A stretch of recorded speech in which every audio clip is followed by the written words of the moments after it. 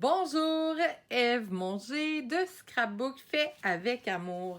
Aujourd'hui, j'avais envie de vous montrer comment faire des cartes très simplement, puis pas juste des cartes, en fait, même j'ai des petites étiquettes que je vous ai préparées pour vous montrer ça. Je suis allée seulement avec de l'estampage. J'ai sélectionné le jeu de thème Christmas Season. Qu'est-ce que j'adore de ce jeu-là, c'est que c'est un jeu on dit des jeux, hein? Jeu d'étampe, 2 étapes. Donc, je viens tamper ici mon fond et mon image. Je viens superposer finalement des images.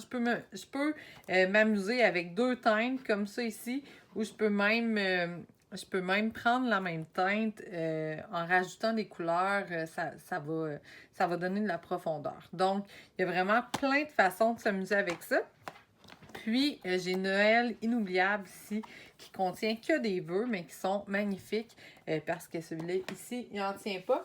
Puis, dans le fond, ça ici, c'est une collection. Je ne vous avais pas encore montré ça. J'ai des catalogues en papier pour celles-là qui voudraient passer une commande. Là, je peux vous en faire parvenir dans votre première commande. C'est quand même très plaisant et inspirant à regarder. Donc, ça me ferait plaisir d'ajouter ça à votre commande gratuitement, bien sûr. J'ai lui, puis j'ai un gros catalogue annuel aussi là, qui contient beaucoup, beaucoup de contenu. Donc, et voilà. Qu'est-ce qui est vraiment le fun avec ces collections-là? C'est que je prends ici mon papier à motif, puis ça me donne ma palette de couleurs qui s'agence vraiment parfaitement. Donc, je suis capable d'aller chercher mes encres, mes papiers cartonnés, tout pour que tout matche. Il n'y a pas... Vos rouges vont aller ensemble. Il n'y aura pas... c'est impossible que ça ne fonctionne pas. Donc, on adore ça, mais là, je me suis vraiment concentrée sur les jeux d'étampe. Puis, qu'est-ce que vous voyez ici, là? Ça, c'est des poinçons qui fonctionnent avec une machine. Je vais vous montrer ça un peu plus tard dans la semaine. Pour l'instant, je voulais y aller tout simplement avec les étampes. Donc, au niveau de ce pas, j'ai décidé d'utiliser encore les cartes notes et enveloppes comme j'ai utilisé hier. Donc, et voilà. Puis, vu que c'est un kit d'étampe en résine, hier, je ne l'ai pas fait, mais moi, j'adore utiliser le tapis en mousse comme ça, parce que ça me permet de, je vais vous montrer en fait la différence, ça me permet de venir mettre une pression égale partout. Parce que chez Stampin' Up, on a dans le fond, des étampes en résine, comme ça, transparentes. C'est super le fun. On voit exactement où on étampe. C'est la même chose que je vous ai montré hier. Mais on a aussi des étampes en mousse, comme ça. Puis ceux-là, ils ont... Pas en mousse, pardon, en caoutchouc. Il y a une mousse déjà. Donc, dans le fond, ça vient nous mettre une pression égale vraiment parfaitement. Mais ceux-là en acrylique, un petit peu moins. Donc, dans ce temps-là, j'aime beaucoup utiliser mon tapis. Donc, et voilà. Mais tu sais, il y en a qui étampent pas avec des tapis qui réussissent bien, mais c'est juste qu'il faut appuyer un peu plus fort, mais en même temps, il faut faire attention pour pas balloter. Donc, je prends ma petite base de cartes. Puis là, ça, je peux les tasser. J'avais déjà tout préparé. Là, vous allez voir, j'ai vraiment plein de blocs, mais vous pouvez faire seulement avec celui-là. Les 2 jeux d'étampes que je vous ai montrés, vous pouvez fonctionner avec le bloc D ici. Tout simplement, ça va fonctionner. C'est juste que moi, pour les besoins du vidéo, je me suis dit que ça serait plus rapide. Donc, et voilà. Je viens mettre de l'encre. Puis quand je mets de l'encre, je fais juste tapoter. J'ai pas besoin de peser fort parce que c'est en mousse ici. Donc, si je pèse fort, là, je vais en mettre partout sur mon bloc. Puis là, il va y avoir un danger. Surtout si je viens balloter un petit peu moindrement accroché, ben ça va mettre de l'encre partout où que je veux pas. Donc, et voilà. Je vais faire ma deuxième. Je veux juste m'assurer. Non, c'est pas celle-là. Je pense qu'il m'en manque une, finalement. OK, et ici. Bon. Pardon. On va sur un autre bloc. Moi, j'ai beaucoup de blocs, en fait, parce que ça fait un petit bout que j'ai pas donné un atelier ou un cours en personne, mais quand c'était le cas, ben c'était comme pratique d'en avoir plusieurs, parce que sinon, les participantes couraient toujours après les blocs. Donc, j'ai les ai en double, en triple, en quadruple. Je pense que j'en ai... Il y a des sortes que j'en ai au moins 5-6 pour vous donner une idée. Donc, ici, mon fond, je suis allée avec la couleur brune dune. Ici, je vais en couleur café. Puis là, on vient tout simplement étamper par-dessus, comme ça ici. Et voilà. Après ça, je vais les refermer pour pas, surtout pour les gaffes. Ça, qu'est-ce qui est fun aussi, c'est que vous pouvez acheter les recharges. Donc, c'est bon à vie, là. Là, vous voyez, celui-là, il est comme détendu. Je sais pas pourquoi, à cause de mon éclairage. Ça doit être un éclairage halogène ou je sais pas trop. Mais bref, ça a fait d'éteindre un peu mon petit bloc. Mon petit pad d'encre. Donc, et voilà. Là, j'ai envie de me rajouter du feuillage dans l'épinette enivrante.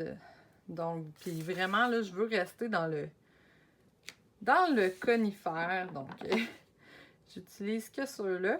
Mais tantôt, je vais vous montrer des projets que j'ai fait. En fait, un projet, une carte que j'ai fait avec les autres feuillages du jeu d'étampe. Donc, et voilà, là, qu'est-ce qu'on peut faire? C'est venir enlever une couche d'encre parfois avant d'étamper pour vraiment venir créer plusieurs tonalités de couleurs. Et voilà, je pense que j'irai pas plus compliqué que ça. Je ferai la même chose sur mon enveloppe, puis à l'intérieur, là, je me rajouterai un peu de feuillage. Mais je veux garder ça simple et court comme vidéo. Puis, finalement, mon vœu, je vais venir l'étamper en noir. Donc, Stampin' Up n'en fait pas d'encre noire, donc c'est le Memento, mais ils vendent, là, vous l'avez dans le catalogue. Donc, c'est juste pour vous dire de ne pas chercher dans les couleurs de Stampin' Up, mais j'imagine qu'on le trouverait là, si vous marquez, si vous fouillez sur le site, encre noire, vous allez le trouver. Donc, et voilà. Puis, moi, ça me suffirait. Vraiment une petite carte très, très, très simple. Je trouve ça merveilleux. Ça en prend, des fois, en fait. Je vous montre un autre modèle que j'ai fait avec d'autres couleurs. Donc, j'ai celle-là ici. Ça, je vais vous mettre les deux côte à côte.